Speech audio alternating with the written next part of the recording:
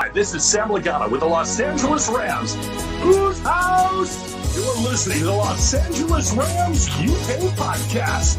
Undenied worldwide. The Los Angeles Rams.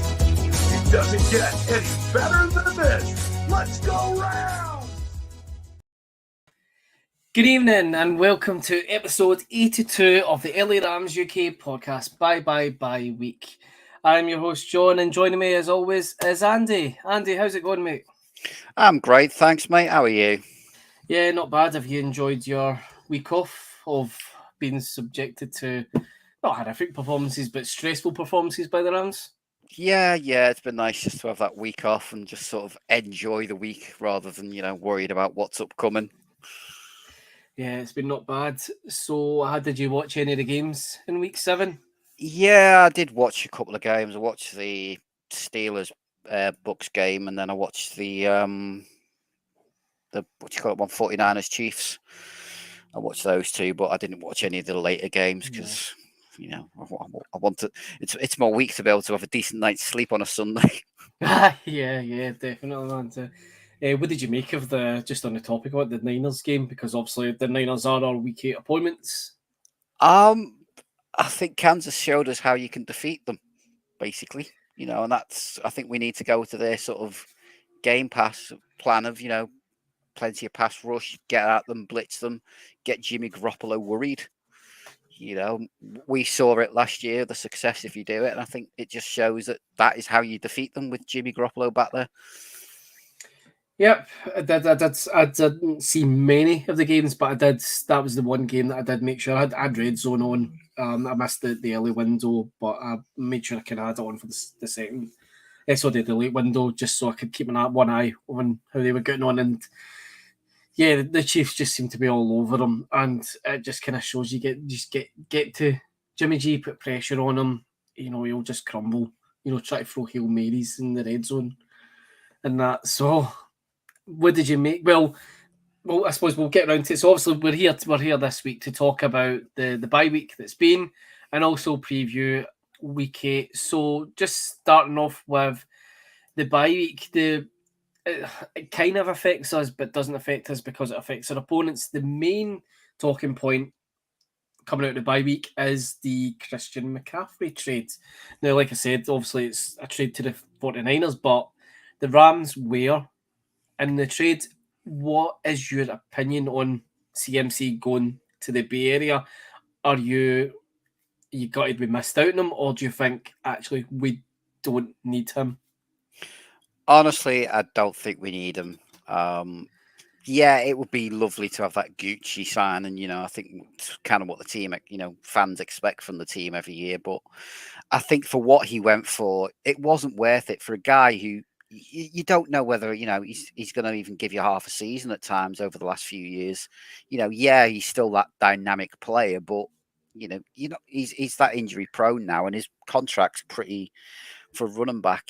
My attitude has always been you don't pay running backs; they're easily replaced. And I think the only good thing is next this draft now basically the 49ers have given up the load, and fingers crossed it doesn't work, and they get left with nothing. They seem to have gone for our mentality of throw everything at trying to win. But I think at the end of the day, when you've still got Jimmy G back there, it's not probably your best use of resources. I think there are areas that they could improve as well. Yeah, definitely not. Like a lot of people have said, they're wanting to go all in. Bringing McCaffrey in isn't what I would describe as going all in. Like you said, with Jimmy G as your quarterback, there's still plenty of Niners fans out there that don't want him as QB. There's even one Twitter account I keep seeing again retweeted where the person who runs the account is drawing a different picture of Jimmy G every day until he's traded away. So there's a lot of Niners fans that just don't even want him out there. But like you said about the trade, they have given up quite a bit. So 4 picks went. In the end, they got rid of their 2nd, 3rd, and 4th round picks off the next draft. And then 2023 draft, they traded away their 5th round.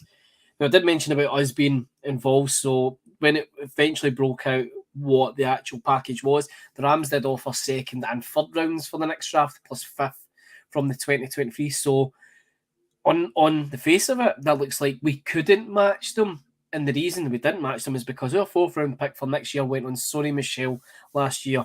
So, and the straight up question, was that fourth round pick well spent? Because there is some people that didn't seem to be a bit butthurt that we couldn't match the 49ers. At the end of the day, it got us a Super Bowl. So, That's it. Sony Michel did play a role in our Super Bowl win. So, yeah, it was worth it giving up that fourth round pick. And I just wonder if maybe our little, Les Snead with his backdoor trickery is like, right, well, I know the 49ers are in it. Let's bump up their thing, So if we just put a random thing in, if we get them, great. If we don't, well, so what? The 49ers have got to pay more for them. So I have seen one or two people wondering that. And I do think to myself that may be something that he would do is, okay, you know what? You're going to pay for him. We can't compete with you, but we're going to make you pay heavily for it. Yeah, so that's it. There is a lot kind of comments being batted around. Perhaps the Rams weren't necessarily bothered about getting McCaffrey, and it was more about, well, we know they want them, so let's sabotage a bit here. Let's throw what we can at them, knowing that they can offer more draft capital to get them, and then bite the bullet. Because, like you said, I don't know exactly how many games he's actually played, but he's not played a full season basically in a few years now. I think it was 2 years ago. He pretty much got injured at like something like week 2 or week 3, and that was him for the season. So it's a big risk for them. I mean, when we seen him play against us for the Panthers, he did show signs of being a threat. However, we neutralised them, and then the Panthers had nothing.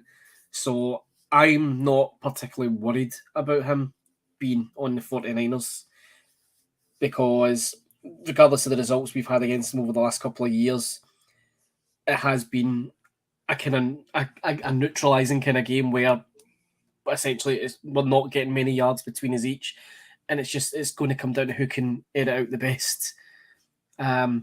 Which in past years the last game of the season last year we started off really well and then just kind of couldn't maintain the pace, took the foot off the gas, and that's how they won. But then again, we've seen the NFC Championship game and shown that we are capable of beating them.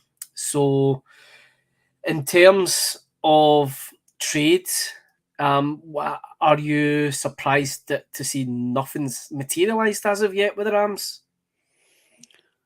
I am a little bit surprised, to be honest, but like we've said before, we don't have that much draft capital now that we can flash around as much as we previously have been able to, and I do think that is possibly a factor. I do still think, looking at with McVay's press conferences earlier and everything else, I think something may be afoot if he can get it, but I don't think it's going to be the splash trades that we've previously seen. I think it's more a case of maybe filling gaps where we need it, and then just trying to get through again. But yeah, it was just a little bit.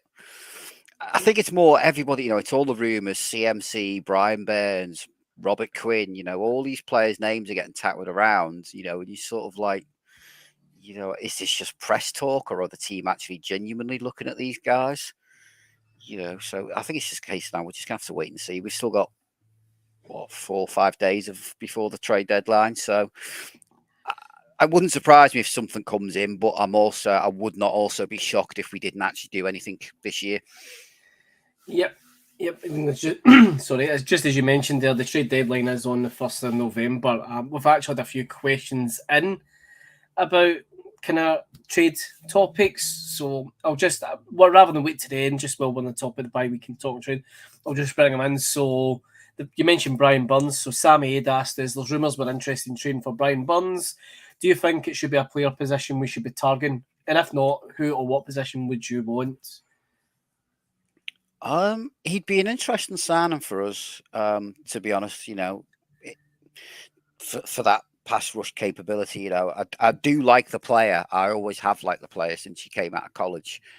But what are we going to have to? The touted at the moment is potentially first round picks. Yep. We can't get into that sort of thing. We just have to just wait and see, you know. But to be honest, I'd rather, if anything, we sort of target players for the O-line. I think that is where we do need, as we've said time and time again, drastic improvements, especially now we've lost Noteboom for the season. And yeah, we're getting Brian Allen back, but there's still a lot of work that needs to be done. You know, I think I said the other day on the Discord group, you know, if we could trade for somebody like Quinn Miners from, you know, the Broncos, I'd take him in a heartbeat. I'd give up a second round pick for him because I do think he is the sort of player who would instantly fit into our team and our scheme. And he has that nasty mentality that you want out of your O lineman where, you know, he will bully the defense, you know, the D line out the way, you know, so he's the sort of player I'd rather we go for.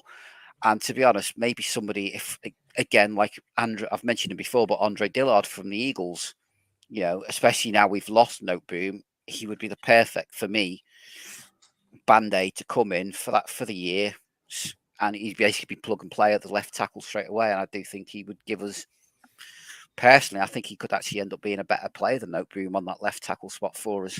So, you know, they're the sorts of players that I think, you know, we should be looking at myself first, is get that sorted out. And maybe that will help because our defense hasn't really been an issue, you know, throughout, you know, bar the odd missed tackles, we're holding teams well. It's the offense and it's getting Stafford going. And I think by investing in the line up front, in front of him, that is where we'll get the best productivity because then it'll allow our offense to fire. And then I think we'll be fine.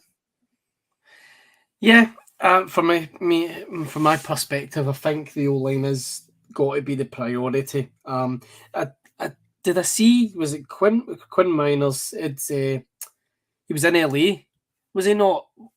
During the week, and a few of our players were, you know, kind of like sharing, liking it. It was driving up a bit of speculation that he's in town to sign. Yeah. It's one of those ones you got to kind of take stuff like that with a pinch of salt. I mean, Jalen Ramsey hasn't tweeted about recruiting anybody, so I don't think anything's happening there. But for me, like the kind of two areas that we do seem to, I'd say, need to trade in is primarily, I think, the O-line says in secondary. No, when I say secondary, I don't mean secondary as in the secondary. I mean, our secondary aim would be to bring someone to boost the pass rush.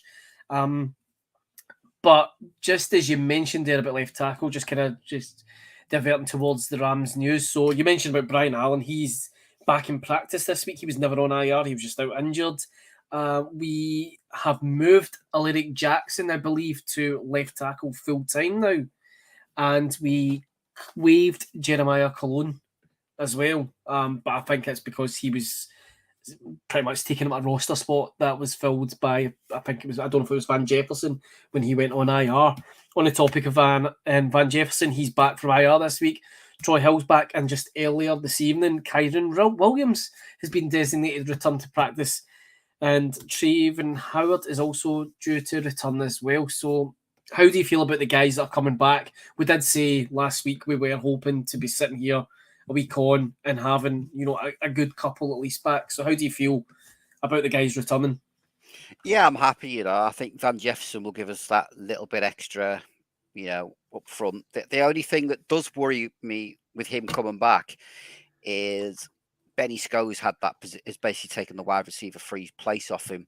So, you know, I'm worried that his touches and everything is going to go, or, you know, hopefully McVay can figure out a way of, you know, getting them all on the field at the same time, you know. So that's the only thing that would maybe worry me, is I don't want Benny Scholes' touches to go down because of how well he's done. But at the same time, as I said, I'm happy he's back because he is going to give us that something extra, I think. And he's a reliable set of hands that Stafford's used to playing. Troy Hill, you know, it's nice just to get that depth back in the secondary. I don't think he's the same player he was a few years ago for us, but he's still, you know, he has that experience to help the team out back there. And maybe, you know, he'll basically, I think, go straight back into the slot position, which is somewhere I think in the secondary we have been struggling, is that slot position.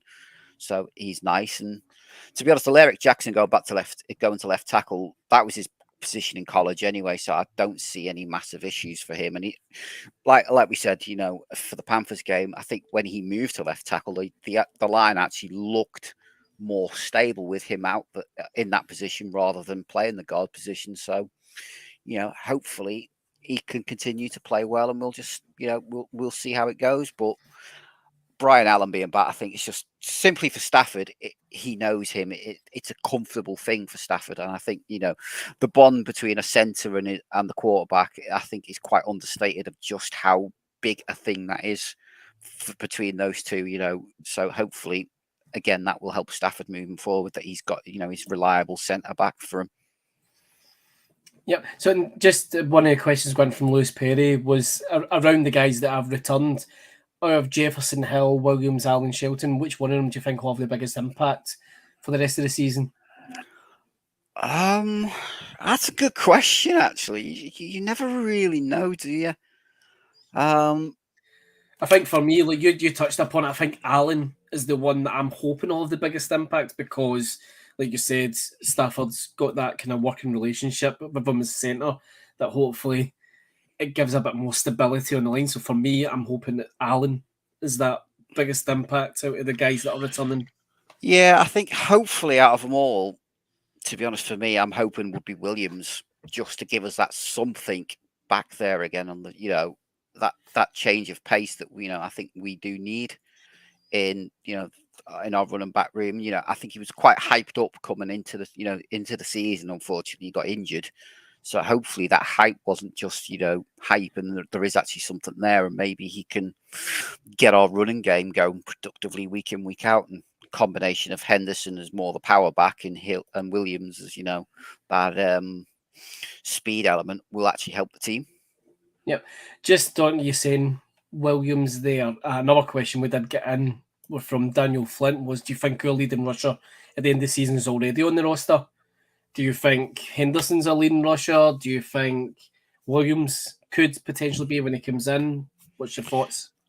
I think primarily because it is his rookie season for Williams, and it is, quite a difficult, not in terms of rushing, but in terms of more of he's missed time where he'd be getting that practice in more for the, the pass protection blocking on those sort of downs. I think Henderson will still stay as the number one rusher for us. But I think come the end of the season, it could be like a 1A, 1B situation where it will be dependent on, do we need to grind out 2-3 yards, or do we need, an 8-10 yard run as to who will be that's more the situational back. But, I do like Williams. I was quite happy we got him in the draft because, he was one of those that was on my radar for the draft. So, I'm hoping that, he's had time, if nothing else, to stick his head in the playbook while he's been off injured, get himself, used to the scheme and everything, and he can come in. He may have one or two little issues in his, the first game or two, but he'll pick it up pretty quickly, and then that'll be it. He'll go. Yeah, cool. Like for me, like I'm interested to see what Williams is capable of. I'm kind of excited, but not excited. I think it's one of the ones with what's happened with Akers. I'm kind of not wanting to really go all in with my kind of expectations on running backs. Like you said, running backs are always replaceable. There's always running backs in even the free agency market that you can bring in. I'm hoping Williams can get out there, get some good touches, and show us what he's capable of. But just going, obviously, Akers again is still, we're in week 8, and every single week Akers seems to be coming up. So from what we're seeing, Akers is being used as hopefully a kind of not really a bargaining tool, but he's part. Looks like he's coming part of a package for us to trade. We are still exploring opportunities. Sean McVay actually said tonight that Akers is not practicing; he will not suit up. But early in the week, he said that if we can't find a trade, well, we're not against trying to work something out. What do you make of McVay saying stuff like that? On one hand, he's saying, no, he's gone because he's not going to stop, he's not going to practice. So as far as we're concerned, he's not on the roster. Whereas in the other respect, he's saying that, we'll try and work something out if we can't move him on.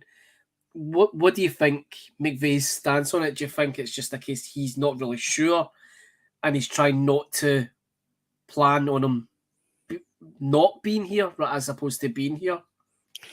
I think it's just a case of McVeigh's playing his cards close to his chest like he does. I think him not practicing and suiting up and everything else is, to be honest, expected, because the last thing the team would want is for him to get injured in practice or something, and then that's it. Even if someone wants him, they can't trade him because he's injured. So I think that it's that element of it is you're just going to go and rest and relax, do whatever, so that there's no chance you get injured, and then we can't. If somebody does call up, or we'll take Cam Akers and a fifth or a round pick for this player. That, oh, hang on, Akers is injured, we can't give you him now. And that splashes it. But I think as well, it is a case of, well, if we can't get rid of him, McVeigh is looking to the future of, well, maybe we can't be in him. So, if he's going to have to be here, we may as well use him, if we can. So it's going to be interesting to see what happens over this, the rest of this week as to what happens with him. But, I think the relationship sounds like, from McVeigh's side anyway, that, he is willing to salvage it. It's just a case of, I suppose, we'd have to hear off Cam Akers and see what his feelings are. Yeah. And they have said they've touched out even, to Akers and his agent. They've been talking to them every day, so it does sound like there is still communication. It's not just a case of you've gone and we're never talking to you. It does sound like, the communication's still there, which hopefully may mean that if he doesn't go, he will maybe get back into the squad somehow if we need him. Yeah, we did have a question in from Doug Harris. It did ask, do you think things between Rams and Akers can be salvaged if we don't find the trade partner? My kind of feeling on it is, I think we're in this situation because we do want to move Akers on. He's not whatever. There's talk about like he stormed out of practice or whatnot. It's still not been fully confirmed what's actually happened and broken down here. But we're at the point where we are looking to move him on, and there was maybe an opportunity to move him on with the Jets, losing their running back, but they went straight to Jacksonville and took James Robinson. I'm concerned that if we are trying to move him on, we won't. So really then that does come back to, like, well, if we can't get rid of him, like you said, we are going to have to try and use him. So if at least we're talking to him and his agent, we are at least trying to keep them on side. Look, we'd like to try and move you on. You'd like to try and move on. If we can't, we need to come to some kind of agreement. But like I said, like I'm kind of, it's really going to depend on who we are trying to move him on to, because from my understanding is we are. This is just the dirt sheets or whatever. I guess the hope is that we are trying to include in him in a package for a pass rusher. Now, I'll come on to the pass rushing stuff in a second, because I believe you want to talk about that. Like I said, I don't think people are going to take him. So it's again going to come down to the draft capital. Akers is going to be just like an add-on, a bonus to picks. For someone, do you think, say Akers is going to go, do you think it is likely that he is going to be, an afterthought and an add-on to essentially draft capital? Yeah, I think he is just going to be. I think they're going to view Akers as, a 4th, 5th round pick sort of player. He would be the replacement for that 4th, 5th round pick that maybe he'd give to a team. But again, like we saw this week, it only takes an injury for a running back, and then all of a sudden, maybe by Monday, he's moving on to a team. So I wouldn't write anything out.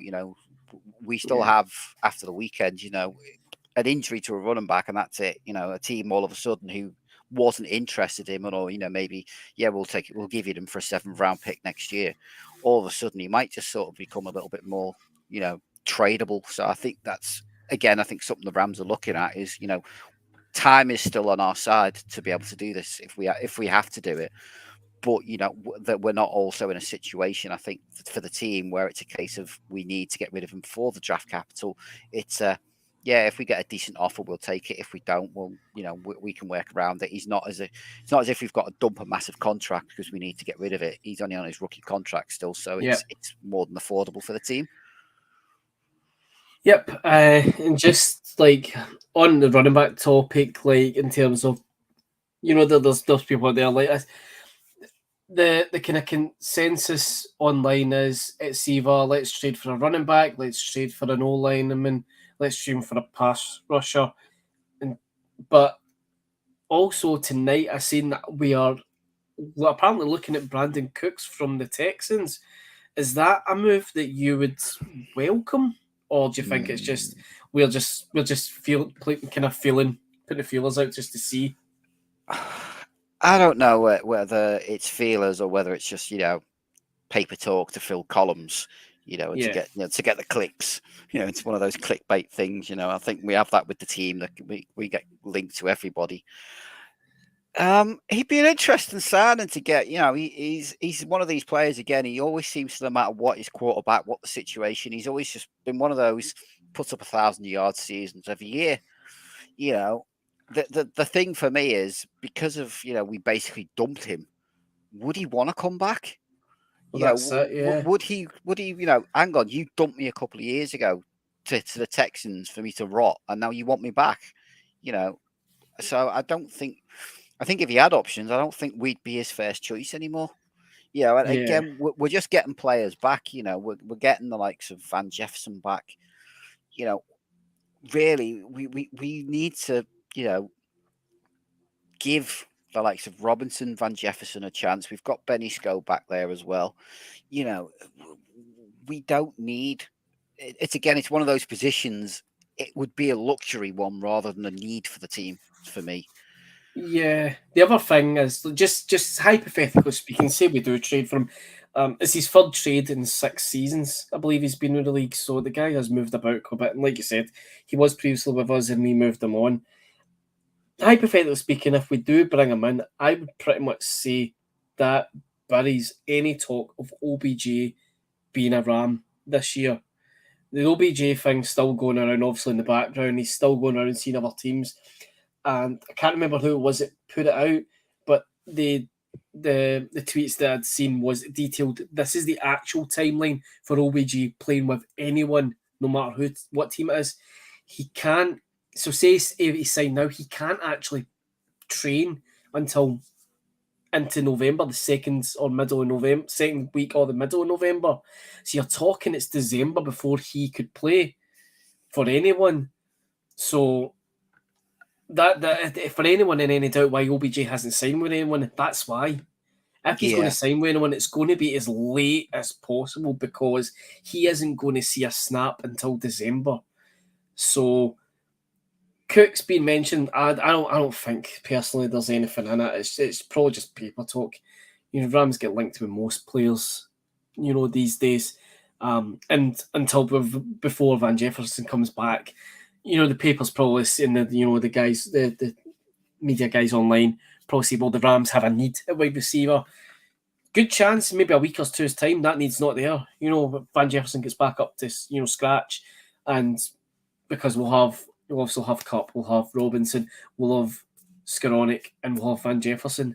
So we'll have essentially our top 4 guys there. Plus we've got Brandon Powell there as well, who's seen a decent amount of snaps and touches in game time. So there's less need for a wide receiver there for the Rams. There's no point in the Rams going out and bringing other receivers in at that point. And at the start of the season, I felt totally differently. But as the season's gone on, and I think it's because I've seen that timeline, I don't see the point in wasting the time or money to bring Beckham in for just a couple of weeks, especially. Well, it depends on how, I guess, the next kind of 4 weeks go for us, because that will really then tell us what our season's going to be like. But it's one of those ones. It's always interesting to see who we're being linked with, I guess. I mean, Hunt's obviously on our radar. There's a couple of, we'd said earlier on, a couple of Broncos guys. Is it Bradley Chubb, I think, is one. Yeah. Another one we're being linked with as well. But I guess until Tuesday comes, we're not going to really know. And just the last thing in terms of trades, one I just mentioned was Sean McVay's obviously he's done his daily press conference. Jordan Rodriguez has tweeted an interesting one. Sean McVay says Rams are a group that is always evaluating additions, subtractions ahead of deadline. He adds, "It doesn't seem like anything's imminent, but you never know with us."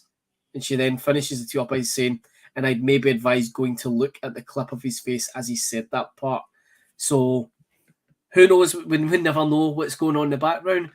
We never know who we're looking at. We never know who we're working to bring in, but it's one of those ones we'll just have to wait and see what happens, eh? Yeah, exactly. Let's wait and see maybe what, Les Snead Magic can wave this, what his magic wand pulls out this year, we'll just see. Maybe we'll get a Halloween present from him yet. You never know. You never know. Hopefully we don't give up too many more picks in the process. So moving on, you want to talk about the pass rush. So there's been a lot of chat about our pass rushing game, and I believe there was some stats put out this week. Yeah, there was a tweet that went out that basically, it was highlighting where each member of the, the pass rush D line was, in terms of stacked with the NFL.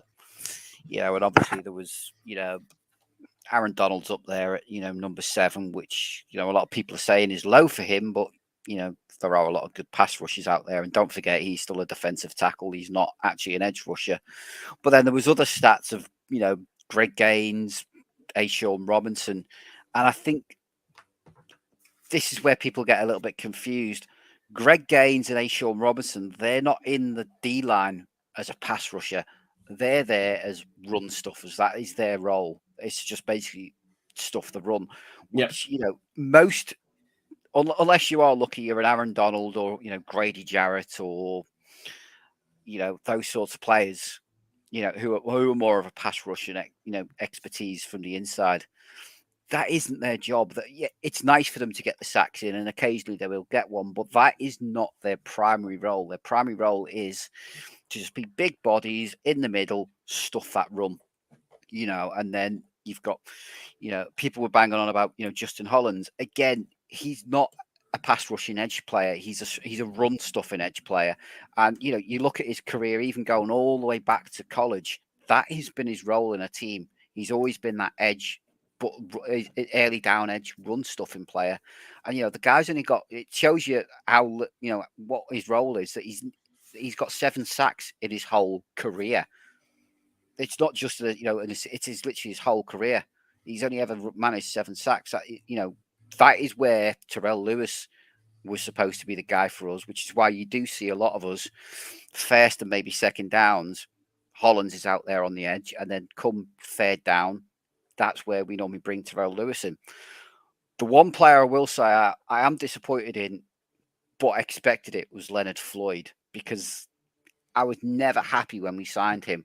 He had one good year for us, got paid, and then seems to have gone back to how he was for the first 5 years of his career, of very much a case of lazy, lack of effort, doesn't seem to really care. So, he is the one player. For what we are paying him, I really do expect a lot more out of him. But, it just seems to, I don't know why, it just seems to really annoy me that, the people are pulling up Greg Gaines and Sean Robinson when that isn't their job. They are not there, as I said, to pass rush. They are there to basically stuff the run and then to try and take on double blocks so that the likes of Aaron Donald and Leonard Floyd can then get free to be the pass rush up front. So, I just want to sort of clear that up for people, because I think, in a typical 3-4 defense, you'll normally have 2 or 3 pass rushers, and the rest of them will be your run stuffers. They'll basically stuff it, at the front to stop any run game going. Yeah, I think for me that I have been a wee bit of disappointment in terms of our kind of rushing in general in defence. When you mentioned that, like, Gaines in particular, we featured Gaines as our website player feature a while back there, and like when I was kind of like digging into his college career, he was heavily praised for his ability to crush a run game. So it's for guys like him, I absolutely agree. It's unfair to be measuring him as a pass rusher when it's not what he does. His job is to essentially block the channels for a running back to get through and to get to a running back when he tries to get through. And that's what he does, and he does it well. When he does rush, he rushes very well, but it's not what he's there to do. And like you said, that everyone knows Aaron Donald's a defensive tackle. He's not an edge rusher. It's not what he's there to do, but that's what he does. It's the game he plays. It's it's what he gives. It's one of the things that makes him one of the greatest that's ever played on the defensive line. So Yeah. it's one of those. I'm glad that he is still being ranked up there because I suppose it is. I say it regularly, and the response I usually get back and it's more I get it's more remind yourself, John. Aaron Donald's been doubled and triple teamed. So if he's having a quiet game, it's because there's that many people on him. So it's one of the ones that he is still out there. He is still grinding and whatnot. Yeah, he's still in the top 10. That's what we exactly we expect that. For a guy that's, as you say, getting double and triple teams, and sometimes even, I think half the time he's got, the whole offensive line on him in some games, and he's still 7. You can't argue with that. That's it. And like I said, I'm happy that he's still being ranked in there and he's still consistently. He's obviously he's not where he wants to be. He obviously wants to always be at the top, I guess. But it's we're not even halfway through the season, I guess. So it's still early days for him, and he really, I suppose, the tail end of last season really started kind of coming into his own as he always does. So I would say that the best is yet to come from him for this season. Yeah, AD's always seems to be one of those, as I said previously, a slow starter. He sort of plods into the first 4 or 5 weeks, and then that's when he comes alive. He seems to treat the first few games as almost like his pre-season, and then that's it. He's ready, and he seems to get fired up and go. But, as I say, I think to criticise some of the, like I say, Leonard Floyd deserves all the criticism he gets. I really am disappointed in that guy. But for the rest of them, Terrell Lewis, you'd probably expect more, but, he slipped in the draft for a reason, but for Holland and Gaines and Robinson, they don't deserve the flack that they've been getting because that isn't their job. Yep, and like we were saying that the people are looking to, we need to address the pass rush game. We need to bring in more like when you said about like it would be great to see guys come in. I say we don't bring a pass rusher in. What do you think the guys that are Donald aside, right? Because we know he will do what he always does best as the season progresses. So he's not even in this conversation. For the likes of Floyd, Lewis, Holland, Robinson, what do you think they need to do differently? And it's not about rankings. It's about just to essentially up their game. What is it is there anything specifically they're doing wrong in your eyes? Is what I'm getting at. To be honest, the only one is Leonard Floyd. A few times now I've seen him. It's like I said earlier, it seems like he just doesn't have an effort anymore. It's like, I'll make this move. It didn't work. I'll just stand there and that's it. I'm not doing anything else. He doesn't seem to be that, whether it's just an age thing or something, or he's injury or just mentally, he just doesn't seem to have that juice that he's had previously with us. He seems to have, lost that step and that determination. I want to see him, Aaron Donald, take him to one side and say to him, smack him round the head if needs be, and just say, look, you're getting paid good money for a reason. You need to be pulling your finger out and getting that, putting that effort in. Don't just make one move and then now that's it. It didn't work, so I'll just now stand here and keep fighting. Just dig in, fight. Just keep going. You will eventually get round them, and that's what he did when he first came to us and he got paid. Is he seemed to be that different player because he seemed to fight, and even when his first move didn't work, he'd go to a second move, or he'd just continue to keep rushing and pushing and just power into the guy to try and drive him back. And we're not seeing that again. I think we'd like to see Lewis step up and maybe do a little bit more, as he's supposed to be that other edge pass rusher. But to expect it out of him now at this stage of his career, I just don't see it. As I say, for Gaines and Robinson, I can't see much more they can do. Robinson's not the quickest player in the world. He's just a big guy who's basically to fill out the holes. Maybe we would like to see Gaines just maybe refine his pass rush moves a little bit, because we have seen he can do it. It's just, just maybe refine it a little bit more. But again, he's in his contract year. He is what he is. He's a run stuffer primarily, and then if he's lucky, he might get a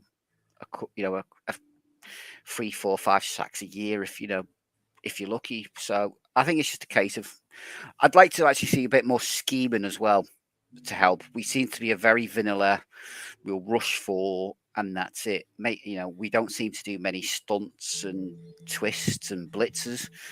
So maybe start bringing in. Okay, well, you know what? We're not getting it off the edge because So let's maybe use somebody like Bobby Wagner. Ernest Jones. We saw last year when they did blitz Ernest Jones. He was pretty damn successful at what he was doing. So maybe start using him a little bit more as maybe that middle blitzer. Okay, Gaines and Robinson, you just block up these guys.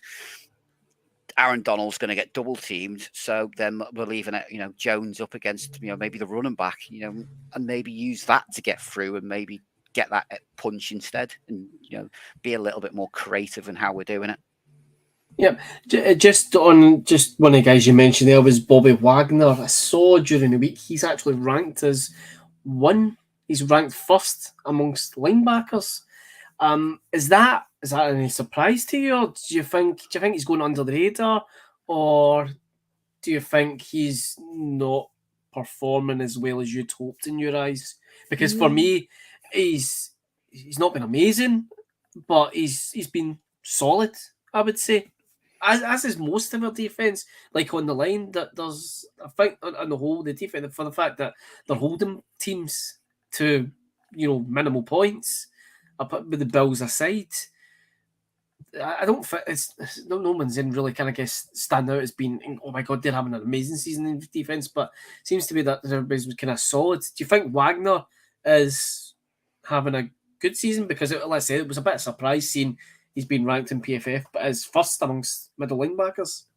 Yeah, I do. I think he's been solid for us, which, is all we ask for. He's always, by the end of, every week, he's normally, top 1 or 2 in, tackles and tackles for loss for us. So, he's come in and done his job. He's been a little bit, maybe for me, slightly suspect on his pass coverage, but, he's lost that step. He's not, he's the wrong side of 30. He's naturally, but what he's doing instead is using his brain and getting, blocking those lanes up and getting in the quarterback's face. But he's also given us that stability, and I think you can see it with when Ernest Jones comes alongside him. Even in the games, he's coaching the guy up and sort of, right, you need to be here, do this, do that. Right, look at this, So I think, we do have to factor in he's helping other players around him look better. And let's say, I'm surprised he's number 1. I honestly did think there would be players above him, but I'm happy that he's number 1. And maybe there is still a little bit more to come from him, but actually, I've been happy with him. He's not been one of those signings where we've sort of looked and gone, he's too old, we should never have signed him, which was my worry coming into him, was that, there's a reason the Seahawks have let him go. He's maybe they've seen he's past it, but he hasn't up to now looked past it for us. So that to me is a good thing, and hopefully, he's just going to keep getting, if this is the production we're going to get out of him week in, week out, we all remember Troy Vida, it's a massive improvement on that guy. And that's, and I think that is also helping our run stuff. And because we were leaky in the run game this year, we seem to have, bar 1 or 2 plays, we are basically stuffing runs and not giving them massive, yards. And I think him coming in and just being that experience of, he knows where to go. He knows what his assignment is. He knows whether he's going to blitz the A gap, the B gap, he knows what he's doing. So that is a massive help. And he is a good tackler as well. That is one thing I will say about the guy. He very rarely misses his tackles. Yeah, yep. He is an absolute solid hand for us. So just before we move on to obviously talk about our Week 8 matchup against the 49ers, with us being in a bye week, we're in the position to now start kind of looking, I'm not talking about playoffs, I'm talking about just the end of the regular season. So just looking at the rest of the schedule, so we've got the 49ers this week. They're currently 3-4. Tampa Bay in week 9, they're 3-4. Week 10, Arizona, they're currently 3-4. Week 11, the Saints, they're 2-5. We've got the Chiefs, they're 5-2. The Seahawks are 4-3. Raiders, who are 2-4. Green Bay, who are 3-4. Denver, who are 2-5. The Chargers, who are 4-3, and then the Seahawks again, who are 4-3. Looking at that schedule at the point we're at, does our schedule to you seem not as strong as it was projected to, projected as at the start of the season? And is there any, do you think that's going to change at any point? And it's just I'm getting ahead of myself. I think when you look at the teams on paper, they are still difficult games. I think we all still expect Tampa. We don't know what's going on with them this year, but I think that there is still something that that they are still a dangerous team in the NFC. Our divisional games, we know what they're like. That they are very hit and miss. So yeah, the Saints, it's gonna be a difficult game, and it's at their stadium as well. So the noise is a factor in that one as well. I think defensively they've been good. It's offensively they've struggled, and I think they've now made the announcement, I think earlier on today, that up for now, Winston's being benched and they're going to go with Andy Dalton permanently because, he seems to give them that little... See, you can never write off the Saints. Chiefs is a game I'm really not looking forward to. It's going to either be, it's either good, and especially Arrowhead as well, or whatever they call the stadium these days, that weird name. That is another one. A bit like the Saints, it's a difficult game simply from the crowd noise. That is a difficult game. But, I mean, the rest of them, Raiders, I think, is a very winnable game. Green Bay, unless they make some trades and bring some wide receivers in, I don't think that's anymore, at the moment, feels like a difficult game, even though it is at Lambeau. Yeah. Broncos. I mean, it is in December still, so it is... Yeah, it is Lambeau in December, but yeah, the Packers haven't looked like we would expect the Packers to do. The Broncos, well, we don't know what's going on with them. That seems to have been a failed experiment at the moment. But I'll come on to what I want to talk about the Broncos in a minute. Yeah, but Seattle again. In fairness, they've been the surprise team of the year for me because we expected them to be, bottom, pretty much, heading for a number one pick. And, Geno Smith seems to be playing like the MVP at the moment, so you can never write those two games off either. So, I think you look at it on paper and, you do see wins there now that maybe at the beginning of the season you were like, yeah, that's going to be a really difficult game. That's, touch and go. There are now games where I think as a team you do feel more comfortable at the moment going into playing. Looking at I know it's Lambeau in December, but I do feel different about that Green Bay one because I don't think Green Bay are... They're definitely not the team they were last year, and that's not because of Adams has gone. Like something else has just totally gone there, and I don't know if it's Rodgers or whatever. Tampa Bay is as well. Like who knows what's really going on there, but it's one of those ones, and it'll bring on to the point I'm about to raise about the Broncos. You've got Tom Brady, you've got Rodgers, and you got Russell Wilson, and for me, it seems to be a case of these three quarterbacks. There's something. Well, we know what's going on with Brady, right? We know what's going on with him, but Rodgers, there's something not quite right with him there. But like I said, I want to come on to Russell Wilson because I've got a question for you. Do you think Russell Wilson's having some kind of mental breakdown right now? Because on the flight to London, he apparently spent 4 hours of it working out. And there's that advert that he done. I don't know if it's somewhere or not, where he's like eating a sandwich and he's going on about, "Do you feel dangerous? I feel dangerous," and it's just creepy as hell. And every time he's got to do interview, he's going, Bronx country, let's ride. Do you know what's going on with the guy? Because it's like he's saying about Geno Smith. What's the problem in Seattle? Russell Wilson, because they've taken him out of the equation.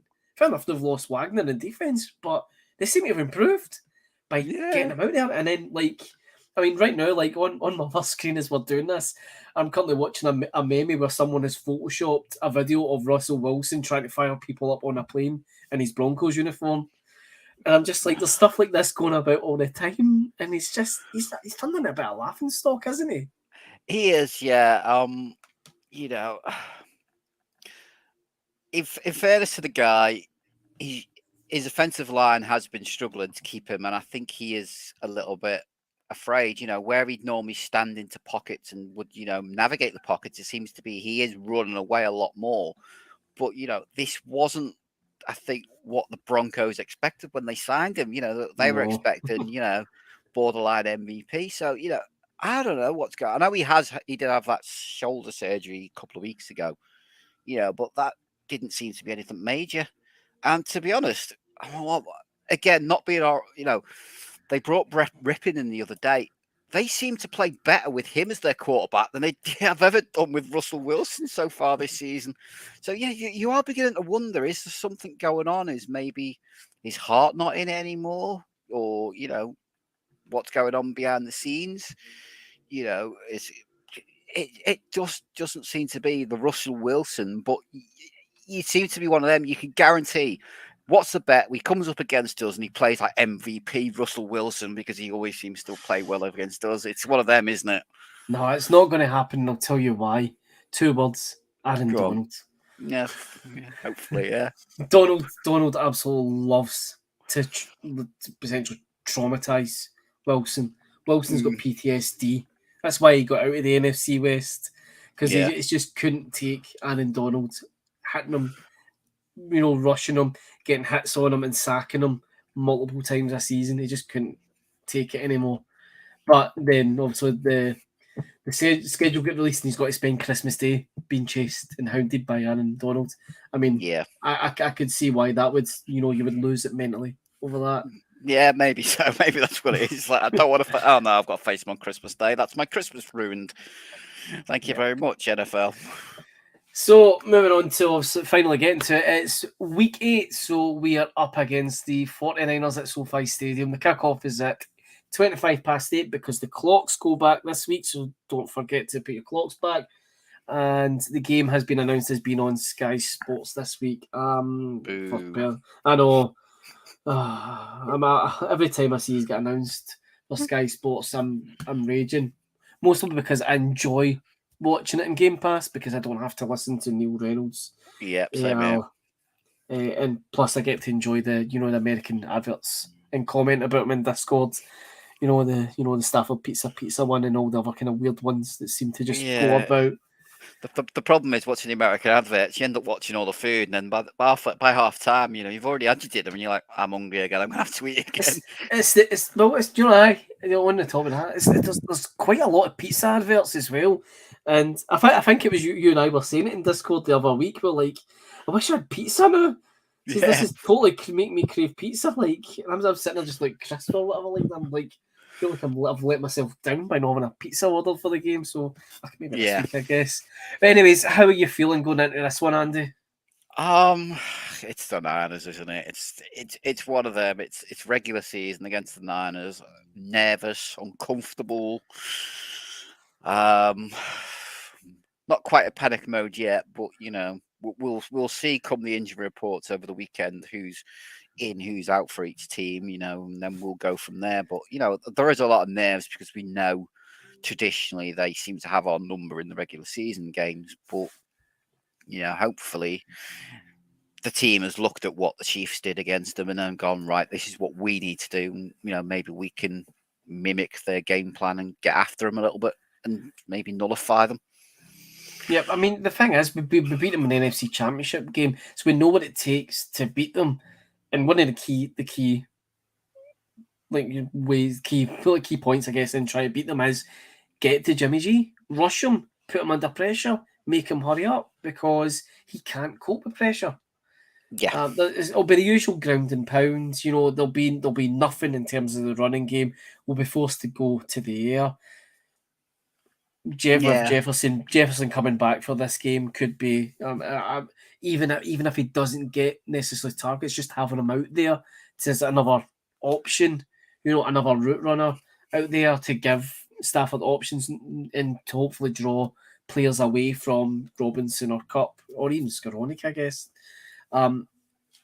He's came back at the right time for me. I have seen that McVeigh has confirmed that Kyron Williams, despite coming back from IR, he's going to be in the 21-day window, so we're not going to see him for the next few weeks. And obviously, as I said, Akers isn't going to be suiting up or practicing, so it's pretty much just Henderson and Brown, I guess, is our running game. So I think we could probably expect to see, minimal games on the ground. Would you agree? Yeah. I think it's going to be one of them games again that it's just going to be dragged through it. Eventually we're going to have to air it out. But I think, again, we have to try and get that run game going just to try and get them, to keep them honest and maybe try and get that pass rush off and maybe do what we did, lots of screens and stuff out, quick balls out to help nullify their pass rush. Because, again, Nick Bosa always seems to have a field day with us. And I think, we do need to get, things going. But, we'll just have to wait and see what happens, throughout the week, I think, as to who's in, who's not. They have got a very weak secondary. I think Jason Verrett, I think, has just come off their IR, but I don't even think he's guaranteed to start this week. So, they could be very weak behind, in their secondary, and maybe that might be somewhere where maybe we can target them.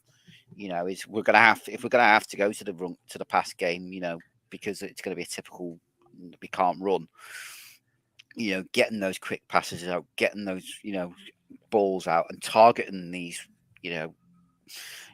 younger players and undrafted players that they've got back there. And let's see if maybe we can cut them apart, because that's basically, again, what Mahomes did the other day. He basically was, as soon as they lost the last one, he was basically targeting that guy all game, and that was where they had success. So I think it's going to have to be a plan for us. We're going to have to do the same. Yep. I've not seen any of the injury reports this week posted. Obviously, we're recording this on Wednesday night, so it's the start of the week, I guess, in terms of reports coming out. But one thing I have seen is that Deebo Samuel could be doubtful or questionable for the game. I would personally be quite glad to not see him play, because I can't stand the man, to be honest. But didn't they say that for the last game and then he ended up playing? Yeah, I believe they did. Yeah, so no luck, he'll be there. The last week game, McCaffrey was mostly used in kind of red zone kind of setups. He may expand a bit further on there, but like as I said earlier on this evening, that we proved that we know how to neutralise him. So I'm not worried about him. It'll be in terms of what kind of trick plays, I guess, they will throw at us, because let's not forget, Deebo Samuel has thrown a touchdown against us. So it's one of those ones that's watching out for those kind of trick plays, as opposed to Jimmy G, performing like it does, turning into Tom Brady for 60 minutes. I think another key one that I think under the radar to watch out for as well is whether Kyle Juszczyk plays, because he is so much of their pass, helps with their pass rush so much. If they can keep him, if he's not playing because of that broken finger, that may be an advantage we can take off, because their O-line has got injuries themselves. They've not looked particularly decent. I think they gave up, 5 sacks in the last game. Yeah, 5 sacks. And the Kansas City Chiefs aren't renowned for a brilliant pass rush, and they gave up 5. So, that there is a chance, especially if he doesn't play, that opens the game up for us on our pass rush to get after them a little bit more. Yep. Yeah, it's one of those ones, like, it's never... You can't. I never feel confident going into these games. It's great it's the SoFi and that, but what the makeup of the those in attendance is going to be like. We saw at the NFC Championship game, despite best efforts of people to try and get as many Rams fans there, and there was a lot. But Niners fans are travel. Yes, they travel. especially when it's obviously in the same state, and that's what's easier for them. One of the other questions that we got in tonight from Richard Francis was why can't I believe he asked this last season as well, because it rings a bell. Why can't we beat the Winers? That would be an interesting question for us to look into, because they all seem to have a number. I believe, what is it, in the regular season? Is it 4 seasons now, apart from the NSC Championship game, since we last beat them, and that was when we were in the Coliseum. Yeah. I think I've said it before. I think, McVeigh, Shanahan, they both run the same style of offense. That they actually learned off Shanahan's dad. So, I do think sometimes it's just a fact of Kyle Shanahan, I think, knows what's on McVeigh's playbook. I think sometimes better than McVeigh does. And traditionally, McVeigh hasn't adjusted himself to make changes. He's gone plan A, this is what's going to work, and it doesn't work. I think the NFC Championship game, we did change it up a little bit, but, it was more our defense stepped up in that game. And I think, again, this is going to be one of them games where I think it is going to have to be, the defense is going to have to step up, put on probably the game of the season for us to get, anything out of this game. I think it's just how it is against them. I don't know. I just think it is just, as I say, Shanahan has McVeigh's number and knows what McVeigh's going to run even before McVeigh does sometimes, so he manages it. Yeah, would you say then that it's a case of, in Shanahan's eyes, McVeigh is just he's too predictable in terms of how he's set up and what he's going to do, and like you said, it's more a case of Shanahan doesn't know what the defense is going to throw him, so that's really the kind of his worry in terms of what's going to stop him from winning the game. So, do you think that's a case? It's just a case of, like, I know how they're going to set up. Like you said, he knows his playbook better than McVeigh probably does. Yeah, he knows McVeigh's playbook. He knows the sort of stuff that McVeigh is going to run, and he's basically right. He has himself, and obviously, maybe when it comes to the rivalry, Shanahan maybe can fire his players up maybe a little bit better than which McVeigh does for those games. Mm-hmm. Yeah, McVeigh is a very cool cucumber, just typical almost California chill, whereas I think Shanahan does come across as more of that fiery guy when he has to be. And, maybe he just can fire his players up better than McVeigh does for these games. You can't knock on the psychological effect to the players as well. The fact that record hangs over them every time we play, it's the first thing that gets mentioned. That psychological hangover must play a little bit on players' minds as well. Yeah, and maybe this is where we need. We had it last year, but like when you watch America's game, like Von Miller was proper on at Aaron Donald. Like, people need to hear you speak, and you need to hear your voice out there. Maybe it's one of those ones that if McVeigh can't necessarily fire them up, that's where games like this, we all know what Aaron Donald's opinions are on the 49ers. So maybe it's a case of, well, this is where we need the guys on the ground there, in the trenches, like standing up and, getting everyone to rally around for it. Because we saw that happening last season, and we've obviously seen what happened as a result.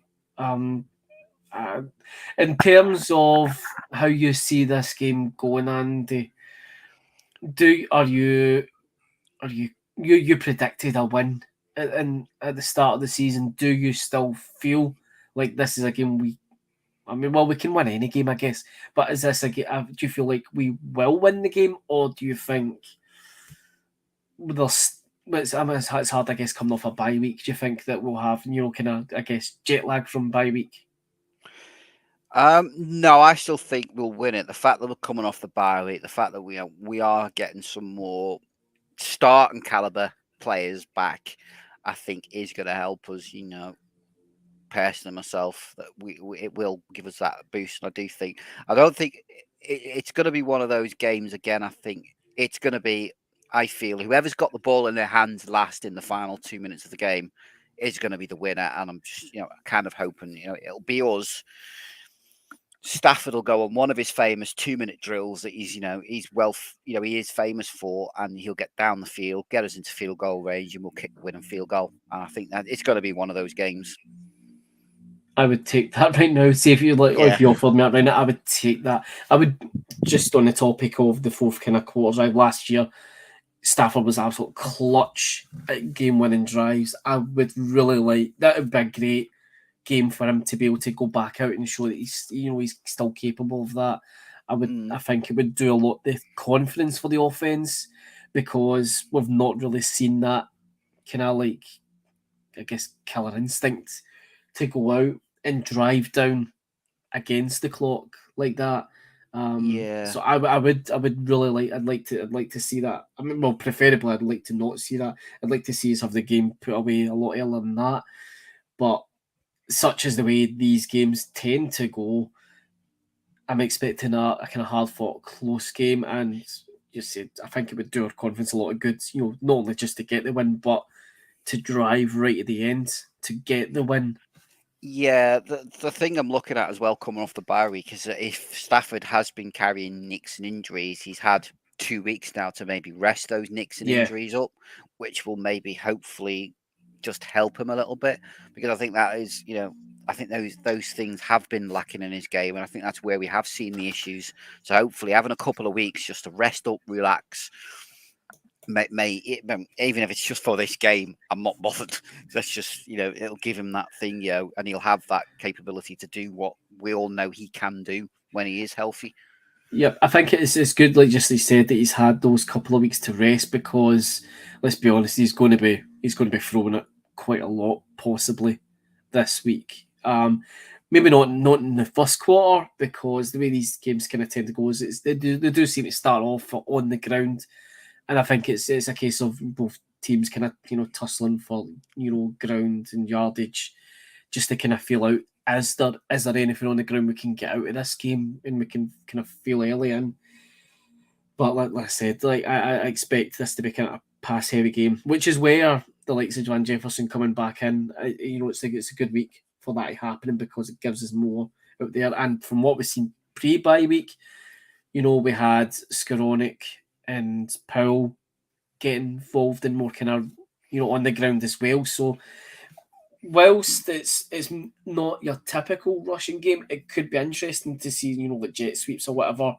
Just as we saw in your Skoranek score against the Panthers, it would be interesting to see if we could throw some tricks that way at them, because as I said, they're good at doing it to us. So it'd be nice to give them a taste of their own medicine. Yeah, it'd be nice to give them a taste of their own medicine, and I think as well, pre-buy as well, Robinson had a decent game himself as well, so hopefully, going into, he's had the bye week maybe to do a little bit more work, hopefully with Stafford and what have you, so, maybe that they can get that bond even better. And, I'm not bothered if Cooper Kupp doesn't see the ball. If we can get it through other people, then, because we know they're going to double team and triple team Cooper Kupp out of the game. So maybe this is where these are the sorts of games now where last year it was, we had OBJ to take that role. Okay, you're going to block him out. That's where now we need Robinson to step up, be the the big player for us, and basically be like, right, you know what, I'll take over this game, and I'll get 80, 100 yards and maybe a touchdown or two to help the team get forward. So I'm interested to see how he plays this week as well. As much as I'm happy Van Jefferson's back, I am interested to see what we're going to do with Robinson this week and if we can get him firing on all cylinders again. Yep, it certainly will be interesting to see how Sunday unfolds for us. In terms of the kind of group predictions, so of our pool of 27 that we've got in our predictions competition, 21 of us are predicting the Rams win this week, and only 6 think that we will lose. So the kind of consensus at the start of the season, hopefully it's the same. Certainly is for Andy and I, by the sounds of it, that we are looking at our Rams win this week. So fingers crossed we'll be coming back next week to celebrate a win over our rivals. Oh, yeah. So just before we sign off, Andy, is there anything else you'd like to bring up or discuss? Just again, some of the results over the league, that we've seen over the past week. I don't know about you, but this year for the NFL seems very strange with some of the results. The results have been all over the place, and it's not, if we were coming into the season going 3-3, at the bye, we'd have probably been, with what we expected, we'd be like, oh, our playoff chances are, almost shot. But the way, especially the NFC's going this year, 9 wins could probably get you a playoff spot. And that, I don't know about you, but it just feels very weird to me that how poorly the whole of the NFC, bar obviously the Eagles, is playing. Yeah, and just looking at the NFC, I think there's only a couple of teams that are actually. Let's see. So there are only. I'm just trying to sort this. Sorry. So out of the 16 NFC teams, only is that six? 1, 2, 3, 4, 5. Sorry, 5 NFC teams have a winning record. Yeah. The rest are all losing records, obviously ourselves included. So the Giants, the Eagles, the Cowboys, Vikings, and Seahawks are all the only teams with winning records. It's actually quite, and it's crazy that 3 of those 5 teams are the NFC East. When 2 seasons ago they were the worst. Yeah, it used to be the NFC least, wasn't it? Yeah. Yeah. A team with a losing record got into the playoffs. Yeah. So it's a hell of a turnaround for them. And as you said earlier on, the Eagles are looking to kind of build a super team to make a run at it this year. But yeah, it's the amount of teams, most of the teams are 3-4 looking at our conference. So the NFC does look a bit weaker, but being 3-3, that could really go in our advantage because, I'd posted up on the Twitter account, this is what the playoffs would look like if the season ended today and we get into the playoffs we come in as the 7th seed. And I can't remember who it was we placed, but we'd have to unfortunately then go to Philadelphia in the divisional round. So fingers crossed a lot changes between now and then. But yeah, it'll be interesting to see how it runs in for the next few years. So are you hopeful then we'll get? Do you think we'll get double digits? I'll just ask that. Do you think we'll get double digit wins? Yeah, I still think we will get double digit wins. I think in my predictions, I think I did have us going 3-3 into the bye anyway. So and then I think I had us going on a decent run after the bye. So I'm hoping that we will still get the double digit wins. And that we can just, get into the playoffs, win our division, get there, and then, as we all know, the playoffs, and your record doesn't really matter. It's a case of who can cope, on the day, and who, the advantage having the home advantage is, a big factor for us as well. Yeah, so you did have us 3-3 at the bye week. Yeah. And you've got us going 11-6 over the season, so you've got us down as losing to the Bucks, Chiefs, and Packers. Post bye week, but better than me. I had us 14-3. So if I'm going to get to that record, we're going to go undefeated for the rest of the season. But I'll live with that, John. If that's the case, I can live with that. I think all of us would take that. But let's be real here. There'll no doubt be a slip up, or hopefully not too along the way. But who knows? There's the next week in particular, the next 7 days are going to be very interesting for us as Ram fans to watch. Not just because of the game, but it'll be interesting to see who is on our roster and is not on our roster this time next week. But you'll have to just tune in next week to hear what we've got to say on that. And I have no doubts it'll be an interesting one to listen to. So that about does it, folks, for episode 82 of the LA Rams UK podcast. Andy, always a pleasure to talk to you, mate. Thanks for joining me this evening. Yeah, always a pleasure to talk to you again, and hopefully we'll all be happy and smiley with a nice win over the Warners next week. We will. Well, positive mental attitude, we will. We're going to absolutely destroy them. Yeah. So, that does it, folks. Thanks for listening tonight. Just to remind you, our podcasts are now being streamed live on YouTube, so check us out there. Like and subscribe on YouTube.